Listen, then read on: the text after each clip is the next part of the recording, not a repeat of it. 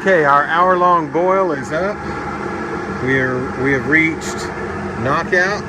So, turning off the boil, the flames, and whoo, what a pretty boil. All right, now I am going to remove all but the last bag of hops. Don't ask me why, I'm not exactly sure myself. But I'm going to start recirculating. So here we go.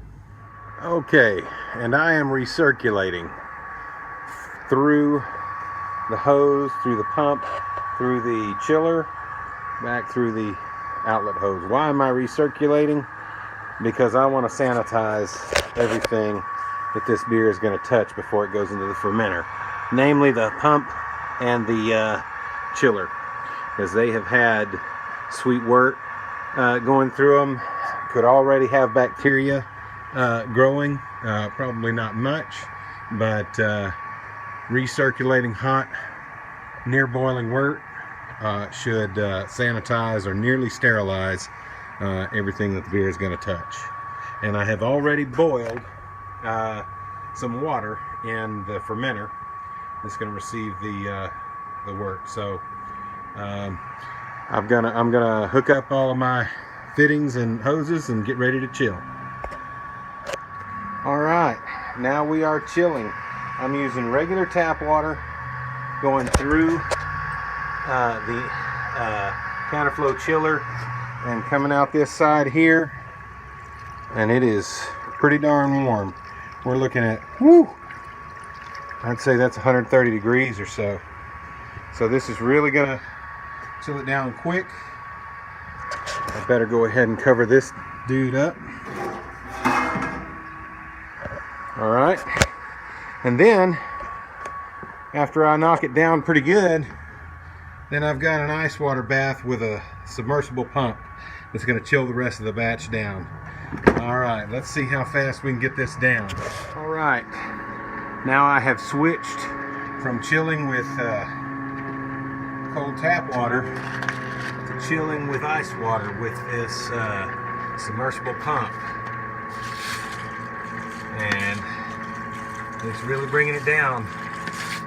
And now it's just February and the tap water is pretty nice and cool, so really I could have got it chilled down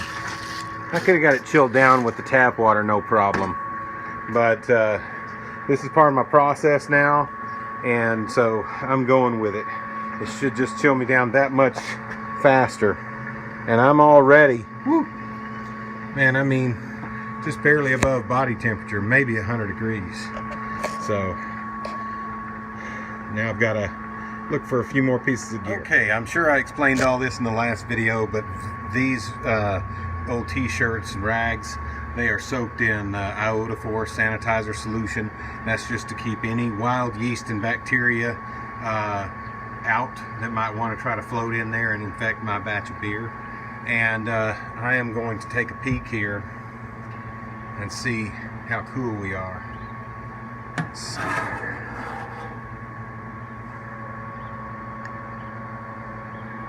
Oh, there we go. Wow, 60.5 degrees in less than 30 minutes, I believe, or maybe just over. That's pretty good. Let me cover that back up. All right, time to run off to the fermenter. Okay, we have the fermenter ready to be filled, and we have the oxygen tank hooked up. I have this hose coming out of the oxygen line. Okay, and yes, that thing is probably all kinds of dirty, but I have this filter right here.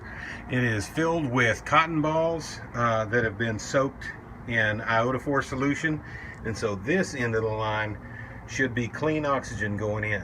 I've never had an infected batch with this method, and so my batch has been chilled down all the way. Let me get this thing started. All right, I've got oxygen still going into the wort. Yes, it's foaming up and out through the neck of the fermenter, but that's just fine. No big deal. That is really going to kick off fermentation really well. And there's my yeast over there under that plate. I'm about to stir that one more time and then pitch the yeast and put on an airlock, and we are done brewing. It's all over but the crying, the cleanup, I mean. So let me get to it. Okay, time to pitch the yeast. It is properly rehydrated and all mixed up. And there is the wort. Here we go.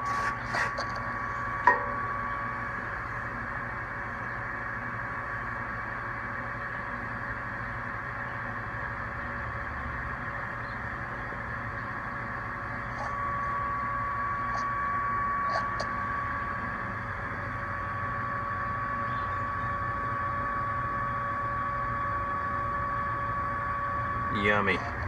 Not a lot of headspace in there. I'm going to have to put some firm cap S in there. And even then, with all that oxygen and everything, I think I'm going to have a blow off. So, there we go. Cover that up. Okay, kids. Brew day is almost over. I have got, as you see in the background, I've got my fermenter with the beer in the fermenter and the yeast pitched. And I just popped the top on a Samuel Adams Noble Pils for the occasion, since I'm brewing a Pilsner. Some time ago I determined that, well, I made a rule for myself. I will not pop a top on a beer on brew day until the yeast is pitched. You know, beer is in from the fermenter and the yeast is pitched. Reason being, I did it one time, started drinking some beers earlier on in the process, and it made for a lot of mistakes and then a really long brew day, really long cleanup. It was miserable by the time I went to bed at 3 or 4 o'clock in the morning that night. So no more of that. I want to thank everybody for watching, and I will see you next time. I hope you enjoyed watching. So here we are on the 3rd day of fermentation, and our beer is bubbling away really nicely. Just to let you know, I overshot my efficiency, and my final gravity calculated at about a 1052, ended up at a 1062. Unbelievable. But it's going to be a good beer. Might be a little strong for a Pilsner, but I don't mind that at all.